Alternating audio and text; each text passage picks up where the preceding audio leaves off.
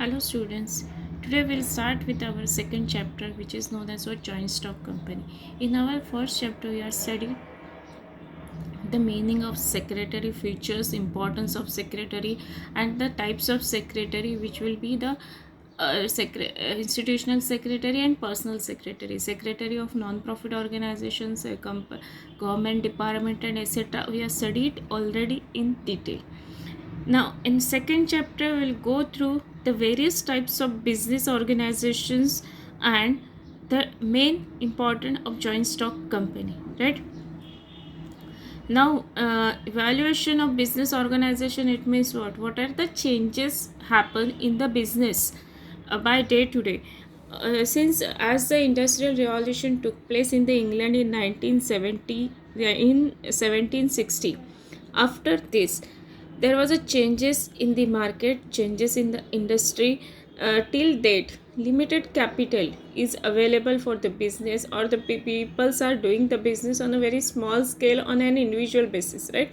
But after that industrial revolution took place and the production has carried on the large scale with the help of a used machinery, used capital.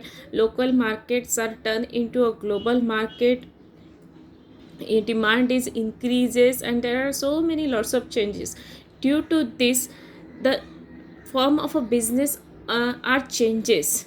Till date only individual person is doing the business, but after this the form there are different forms of business organizations are evaluated. Which are they?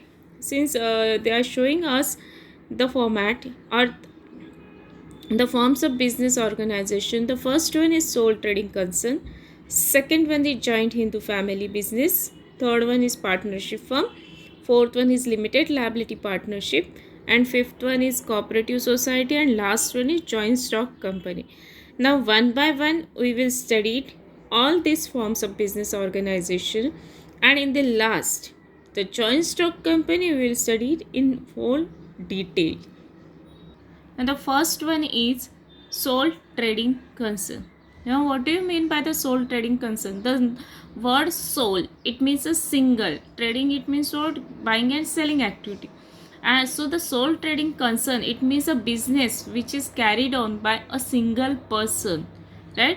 It means the business which is owned, managed, controlled only by a single person, only by one person, or it can be said that it is a one man show or one man business, right? It means the owner of the business takes all decisions regarding his business.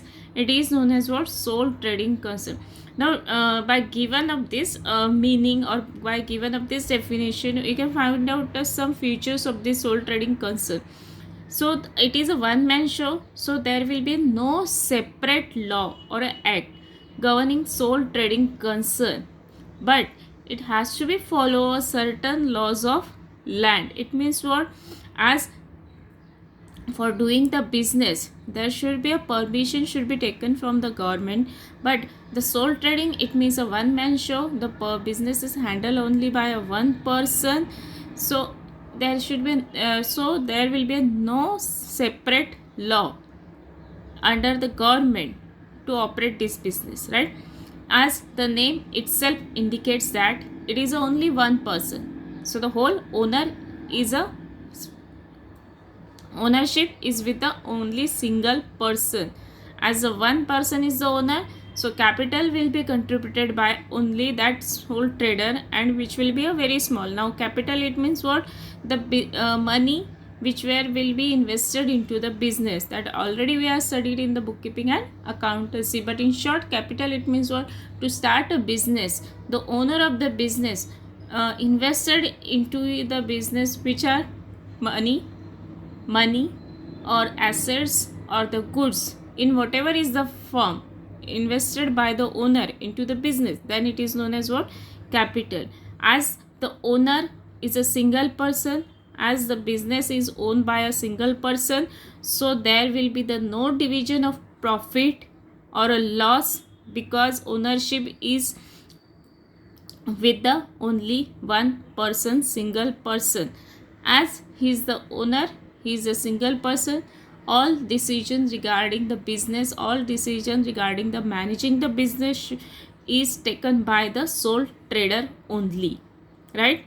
And as he is a single person, as the sole trader is a single person, so maximum secrecy of a business is maintained, because no other person involved in the business, the whole business is handled by only a single person known as a sole trader. So the business secrecy will be a maximum business secrecy will be maintained, and the liability of a sole trader is unlimited. Now what is the meaning of liability of a sole trader is unlimited? It means what?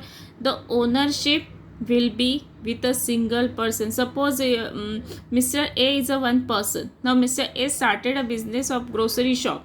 Suppose he started a business of grocery shop in a sole trading firm. Sole trading, it means what? He is the owner of the business. He will never take a help, or he will not allow to any person in the involvement of a business.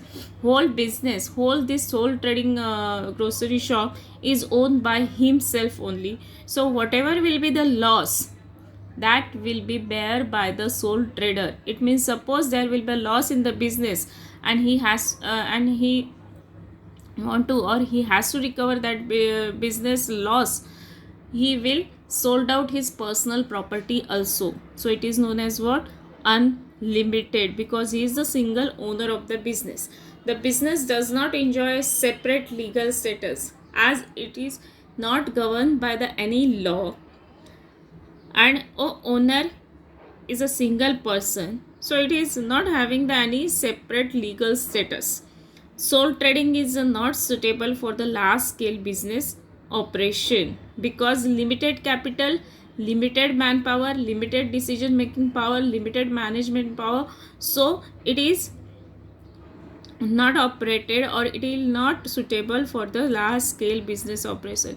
So students, in simple terms we can say that sole trader trading concern means a business which is handled by a single person known as a sole trader, and all the decisions regarding this sole trading concern is taken by the owner, managed, control and owned by a single person, sole trader. So all the profit and loss will be bear by the that sole trader. And suppose the situation arrived, he has to sold his he has to sell his personal property to recover that loss also. So I think sole trading concern is clear to you. Now second is joint Hindu family business, right? Now what is the meaning of joint Hindu family business?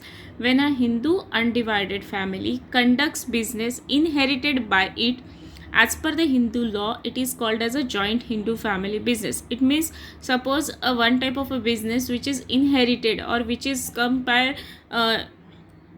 generation to generation to the next generation, and in that only family members are working, then it is known as what? Joint Hindu family business. And this business is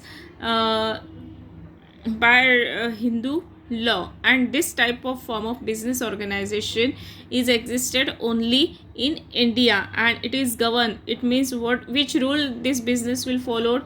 The rule by Hindu Succession Act 1956.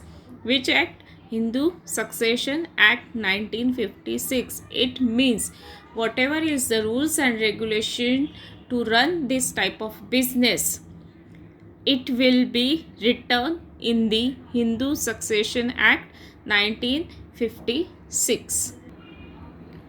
Now we will learn the features of joint Hindu family business. The membership in the joint Hindu family business is by birth only. It means any person cannot join the joint Hindu family business. No one will involved into the business. If he want a member, if any person want the membership of a joint Hindu family business, it means he has membership is restricted to birth only. It means membership is given by birth. If that member is taken a birth in that family, every child born in the family becomes a member, and the head of the family is known as what? Karta. The person, the main person of the family is known as what? Karta, and other members of the family is known as what? Co-passioners. is known as what? Karta. The main person, Karta, other members, co-passioners, right? And in this type of business, as the membership is given by born, right, by birth only, so no limitation, no limit on minimum and maximum number of members. It means there may be 100, there may be a 200, because the membership is given by birth of child, right? And all the members in the family are engaged in this type of business. The liability of a karta is unlimited and the liability of co-passioners is limited. Now what is the meaning of these two words?